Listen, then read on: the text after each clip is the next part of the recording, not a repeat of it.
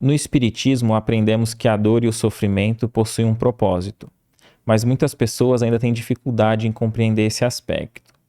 Como podemos conciliar a ideia de que Deus é justo e bom com as situações de sofrimento extremo que observamos no mundo, como as doenças graves ou as tragédias naturais?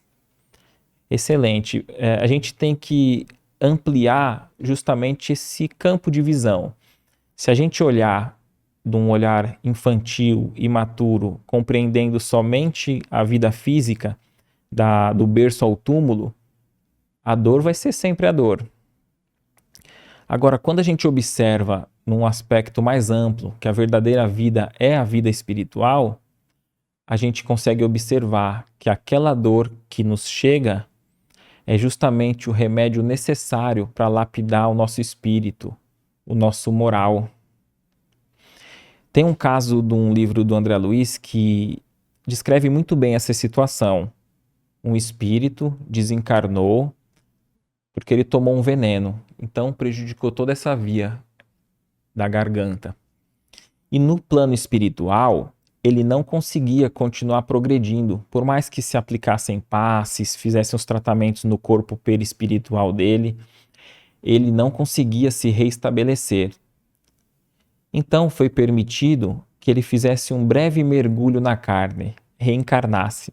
Só que ao reencarnar, ele ia reconstruir o seu corpo espiritual, reencarnaria, ia viver apenas ali pouco tempo para desencarnar. E quando ele desencarnasse, o corpo espiritual dele estaria saudável. Então seria a única terapêutica do ponto de vista espiritual para a cura do seu perispírito, ele vir passar por todo o processo de gestação e desencarnar e voltar sadio para o plano espiritual. Então, olhando desse ponto espiritual, a gente vê a bênção. Agora, imagine para o pai, para a mãe, que recebe ali o bebezinho na sua barriga, tem toda a gestação, arruma o quartinho, escolhe o nome, e estamos ali com um véu que nós só enxergamos a matéria naquele momento. E não sabemos de tudo isso que está por trás. Então ela acolhe o bebezinho, o seu anjinho, e antes de completar 1 aninho ele desencarna. Olhando somente do ponto de vista material, a gente vai ver Deus como um Deus mau, um Deus injusto, vendo a dor somente pela dor.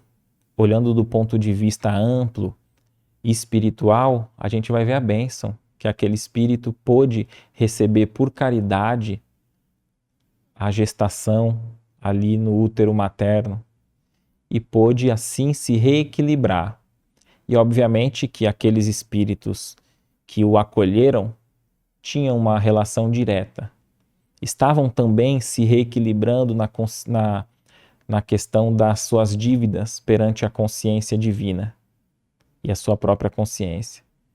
Pois eles serviram ali de caridade para receber aquele serzinho que pôde se reequilibrar e prosseguir a sua jornada. E conta André Luiz que logo depois, ele reabilitado no plano espiritual, ele pôde reencarnar novamente naquele mesmo núcleo familiar. Só que agora perfeito e sadio. Se ele tivesse continuado naquela outra existência em que ele desencarnou com menos de 1 aninho, ele seria mudo, não falaria, teria muitos prejuízos. Então, ele reequilibrou o corpo físico, o corpo perispiritual, desencarnou com menos de 1 aninho, se reequilibrou totalmente no plano espiritual e voltou para a mesma mãe, para o mesmo pai, com um corpo sadio. Esse é só um exemplo para que a gente possa compreender o amor e a justiça divina.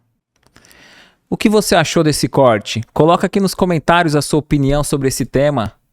Para ver o episódio completo, é só pesquisar Recomeçar Podcast Espírita. E caso tenha ficado alguma dúvida sobre a doutrina espírita, é perfeitamente normal. Procure ler as obras de Allan Kardec.